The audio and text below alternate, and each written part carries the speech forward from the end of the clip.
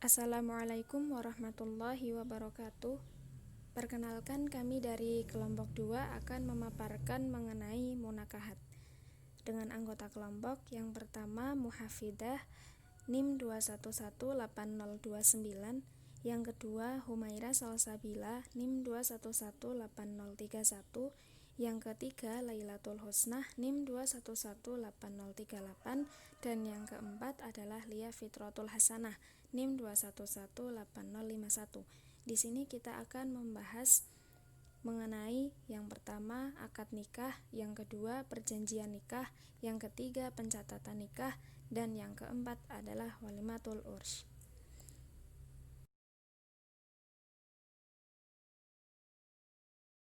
Perkenalkan, nama saya Lia Fitratul Hasanah, NIM 2118051. Di sini saya akan menjelaskan mengenai akad nikah. Jadi secara etimologi, akad berarti perikatan, perjanjian, dan pemufakatan. Dikatakan ikatan karena memiliki maksud menghimpun atau mengumpulkan dua ujung tali dan mengikatkan salah satunya pada yang lainnya, hingga keduanya bersambung dan menjadi seutas tali yang satu. Akad nikah adalah perjanjian yang berlangsung antara dua pihak yang melangsungkan perkawinan dalam bentuk ijab dan qabul. Syarat ijab dan qabul yaitu yang pertama, akad harus dimulai dengan ijab dan dilanjutkan dengan qabul. Yang kedua, materi dari ijab dan qabul tidak boleh berbeda seperti nama perempuan secara lengkap dan bentuk mahar yang disebutkan. 3. Ijab dan qabul harus diucapkan secara bersambungan tanpa terputus walaupun sesaat. Ulama Malikiyah memperbolehkan terlambatnya ucapan qabul dari ucapan ijab bila keterlambatan itu hanya dalam waktu yang pendek. Yang keempat, ijab dan qabul tidak boleh dengan menggunakan ungkapan yang bersifat membatasi masa berlangsungnya perkawinan. Kemudian rukun ijab qabul. Yang pertama, kedua belah pihak atau calon mempelai telah mencapai usia akil baligh. Jika salah seorang dari keduanya hilang ingatan atau masih kecil, maka berarti belum mencapai usia baligh sehingga akad nikah tidak dapat dilaksanakan. Yang kedua, menyatukan tempat pelaksanaan ijab qabul. Maksudnya adalah tidak boleh memisahkan antara ijab dan qabul dengan pembicaraan atau hal-hal lainnya. Yang ketiga, agar lafadz atau penyampaian qabul itu tidak bertentangan dengan ijab kecuali pertentangannya itu lebih baik dari yang seharusnya. Yang keempat, kedua belah pihak saling mendengar satu dengan lainnya dan memahami. Maksudnya adalah pelaksanaan nikah. Meskipun salah satu dari keduanya tidak memahami kata per kata dari kalimat yang diucapkannya, atau dalam bahasa lain, karena yang terpenting adalah tujuan dan niat. Kemudian sunah-sunah ijab qabul. Yang pertama, jauhi hal-hal yang menyebabkan kurang sahnya pernikahan. 2. Khutbatul hujjah sebelum akad nikah. Yang ketiga, sebaiknya pengantin wanita berada di balik tabir. Yang keempat, mengucapkan ijab qabul. Yang kelima, dianjurkan membaca akad nikah di masjid. 6. Sebaiknya besarnya mahar itu diumumkan. 7. Melengkapi administrasi pernikahan. Dan yang kedelapan, jauhi bermesraan di tempat umum. Syarat-syarat wali. Yang pertama, 1. Telah dewasa dan berakal sehat. 2. Laki-laki. 3. Seorang muslim. 4. Orang yang merdeka. 5. Tidak berada dalam pengampuan atau mahjur alaih. 6. Berpikiran baik. 7. Adil. Dan yang kedelapan, tidak sedang melakukan ihram untuk haji atau umroh. Selanjutnya urutan wali nasab. Yang pertama bapak, yang kedua kakek atau orang tua bapak dan seterusnya ke atas. 3. Saudara laki-laki kandung sebapak seibu. 4 saudara laki-laki sebapak lain ibu, 5 keponakan laki-laki dari saudara laki-laki kandung, 6 keponakan laki-laki dari saudara laki-laki sebapak dan seterusnya, 7 paman yaitu saudara dari bapak sekandung, 8 paman sebapak yaitu saudara dari bapak sebapak lain ibu, 9 anak-anak paman kandung atau saudara sepupu, dan yang ke-10 anak-anak dari paman sebapak. Yang selanjutnya adalah syarat saksi. Yang pertama, minimal 2 orang laki-laki. Yang kedua, hadir dalam ijab kabul. Yang ketiga, dapat mengerti maksud akad. Yang keempat, Islam dan adil. Yang kelima, berdewasa, berakal, tidak terganggu ingatan, tidak tunarungu atau tuli. Materi yang selanjutnya yaitu perjanjian nikah. Perjanjian pernikahan atau perkawinan yaitu persetujuan yang dibuat oleh seorang calon pada waktu atau sebelum perkawinan dilangsungkan, dan masing-masing berjanji akan menepati apa yang ada dalam perjanjian tersebut, dan perjanjian tersebut disahkan oleh pegawai pencatat nikah. Adapun syarat-syarat dalam perjanjian pernikahan yaitu yang pertama, syarat yang langsung berkaitan dengan pelaksanaan kewajiban suami istri dalam perkawinan dan merupakan tuntunan dari perkawinan itu sendiri. 2. Syarat-syarat yang bertentangan dengan hakikat perkawinan atau yang secara khusus dilarang untuk dilakukan atau memberi mudarat kepada pihak-pihak tertentu. 3. Syarat-syarat yang tidak menyalahi tuntunan perkawinan dan tidak ada larangan secara khusus, namun tidak ada tuntutan syara untuk dilakukan. Adapun bentuk-bentuk perjanjian perkawinan yaitu yang pertama, talik talak. Yang kedua yaitu perjanjian lain yang tidak bertentangan dengan hukum Islam. Tentang pemisahan harta kekayaan, jika tidak ada harta gonogini, syaratnya harus dibuat sebelum pernikahan dan harus dicatatkan di tempat pencatatan perkawinan. 2. Tentang pemisahan hutang. Dalam perjanjian perkawinan dapat diatur mengenai masalah hutang yang akan tetap menjadi tanggungan dari pihak yang membawa hutang. 3. Tanggung jawab terhadap anak-anak hasil pernikahan tersebut, terutama mengenai masalah biaya hidup anak dan biaya pendidikannya, harus diatur sedemikian rupa. Berapa besar kontribusi masing-masing orang tua dalam hal tersebut, bersetujuan agar kesejahteraan anak-anak tetap terjamin. 4. Dengan adanya perjanjian pernikahan akan memberikan perlindungan secara hukum kepada setiap pasangan yang ingin terhindar dari kemungkinan terburuk saat perkawinan. Yang terakhir yaitu perjanjian pernikahan menjadikan setiap pasangan di awal perkawinan fokus terhadap tujuan pernikahan, yakni membentuk keluarga bahagia yang kekal.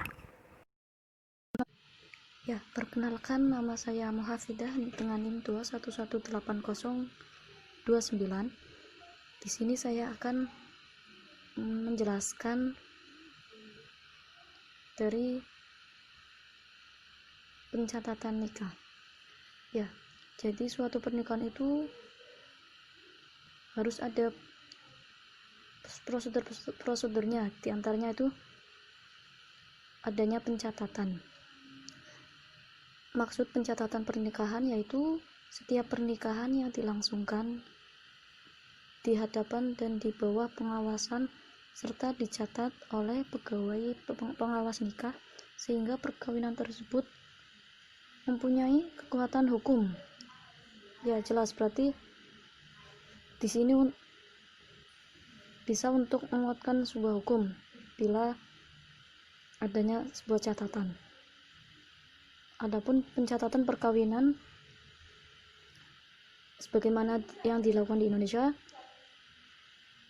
pencatatan perkawinan bagi yang beragama Islam itu dilakukan di kantor urusan agama atau sering kita sebut dengan KUA.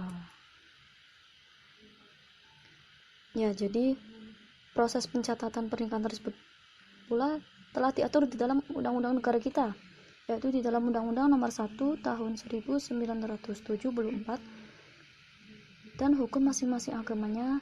Setelah dilakukan pernikahan, maka pernikahan tersebut harus dicatatkan oleh pegawai pencatat nikah di KUA. Jadi tadi kita bahas ada prosedur-prosedur mengenai pencatatan pernikahan, yakni yang pertama, pemberitahuan kehendak nikah dari yang bersangkutan ke kantor kecamatan menggunakan belangko N7. Yang kedua, sebelum hari pernikahan dilakukan pemeriksaan nikah, baik secara teknis maupun administratif, itu dilakukan di kantor urusan agama setempat menggunakan belangko NB. Yang ketiga, pengumuman kehendak nikah diumumkan dengan belangko. Yang keempat, pernikahan dicatat dalam buku akta nikah dan ditandatangani oleh masing-masing yang terlibat, yaitu 2 orang saksi. Yang kelima yaitu kutipan akta nikah. Jadi apabila suatu pernikahan itu tidak dicatatkan, maka akan berakibat terhadap sebuah hukum. Jadi akan menimbulkan akibat yang pertama, yaitu pernikahan tersebut itu tidak dianggap atau tidak sah. Jadi pernikahannya itu dianggap tidak sah. Yang kedua, meski perkawinan dilakukan menurut agama dan kepercayaan, namun di mata negara perkawinan tersebut dianggap tidak sah jika belum dicatat oleh kantor urusan agama atau kantor catatan sipil, atau dianggap tidak pernah terjadi suatu hukum yang disebut dengan perkawinan. Yang ketiga itu, anak hanya mempunyai hubungan perdata dengan ibu dan keluarga ibu saja. Dan nomor 4 itu, anak-anak yang dilahirkan di luar pernikahan atau perkawinan yang tidak tercatat, selain dianggap anak tidak sah, juga hanya mempunyai hubungan perdata dengan ibu atau keluarga ibu tadi, sebagaimana tercatat dalam pasal 42 dan 43 Undang-Undang Pernikahan. Jadi jelas, sedangkan hubungan perdata dengan ayahnya itu tidak ada. Yang nomor 5, anak dan ibunya tidak berhak atas nafkah dan warisan. Nah, yang nomor 6, akibat lebih jauh dari perkawinan yang tidak tercatat adalah baik istri maupun anak-anaknya itu yang dilahirkan dari pernikahan tersebut tidak berhak menuntut nafkah ataupun warisan dari ayahnya. Ya, adapun manfaat yang kita peroleh dari pencatatan pernikahan, diantaranya 1, memberikan kepastian hukum bagi keabsahan suatu ikatan pernikahan bagi suami dan istri. Yang kedua, memberikan kepastian hukum bagi anak-anak yang akan dilahirkan nantinya. Yang ketiga yaitu mengurus akta kelahiran anak-anaknya itu lebih mudah. Yang nomor 4 itu mengurus tunjangan keluarga ya bagi PNS, TNI, Polri, karyawan swasta dan lain sebagainya. Yang nomor 5 yaitu mengurus warisan. Perkenalkan, nama saya Lailatul Husna, NIM 2118038. Di sini saya akan menjelaskan mengenai materi yang terakhir, yaitu walimatul ursh. Walimah yaitu kumpul sebab suami dan istri berkumpul. Walimah berasal dari bahasa Arab al-walimah yang artinya makanan pengantin. Maksudnya adalah makanan yang disediakan khusus dalam acara pesta perkawinan. Bisa juga diartikan sebagai makanan untuk tamu undangan atau lainnya. Nah, walimah merupakan amalan yang sunnah. Hal ini sesuai dengan hadis riwayat dari Anas bin Malik bahwa Nabi Muhammad SAW pernah berkata kepada Abdurrahman bin Auf, yang artinya adakan walimah meski hanya dengan 1 kambing. Dalam hadis lain dijelaskan bahwa dari Anas, ia berkata, Rasulullah SAW belum pernah mengadakan walimah untuk istri-istrinya seperti beliau mengadakan walimah untuk Zainab. Beliau mengadakan walimah untuknya dengan seekor kambing. Hadis riwayat Bukhari dan Muslim. Jumhur ulama berpendapat bahwa walimah merupakan suatu hal yang sunnah, bukan wajib. Nah, sedangkan hukum menghadiri undangan, Jumhur ulama penganut Imam Syafi'i dan Imam Hambali secara jelas mengatakan bahwa menghadiri undangan ke walimatul ursy adalah fardu ain. Adapun sebagian dari penganut keduanya berpendapat bahwa menghadiri undangan adalah sunnah. Sedangkan dalil hadis yang sudah disebutkan di atas, yang tadi sudah disebutkan, itu menunjukkan adanya hukum wajib menghadiri undangan, apalagi setelah adanya pernyataan secara jelas bahwa orang yang tidak mau menghadiri undangan telah berbuat maksiat kepada Allah dan Rasul-Nya. Berikut merupakan adab-adab dalam memenuhi undangan. Yang pertama, tidak sekedar untuk memuaskan nafsu perut, tetapi harus diniati untuk mengikuti perintah syariat, menghormati saudaranya, menyenangkan hatinya, mengunjunginya, dan menjaga dirinya dari timbulnya buruk sangka jika dia tidak memenuhi undangan itu. Jadi sebisa mungkin tidak ketika kita menghadiri walimatul ursy itu jangan hanya mengincar atau menginginkan makanannya saja, tetapi juga dalam rangka untuk memenuhi undangannya. Yang kedua, mendoakan tuan rumah jika sudah selesai makan dan mendoakan kedua mempelai dalam undangan walimatul ursy. Yang ketiga, tidak memenuhi undangan jika di sana ada kedurhakaan dan lain sebagainya, termasuk ada baiknya membantu dengan harta bagi kerabat yang kaya dalam penyelenggaraan walimah. Yang berikutnya, hikmah walimah. Yang pertama, merupakan rasa syukur kepada Allah. Yang kedua, tanda penyerahan anak gadis kepada suami dari kedua orang tuanya. Yang ketiga, sebagai tanda resmi akad nikah. Yang keempat, sebagai tanda memulai hidup baru bagi suami istri. Yang kelima, sebagai realisasi arti sosiologi dari akad nikah.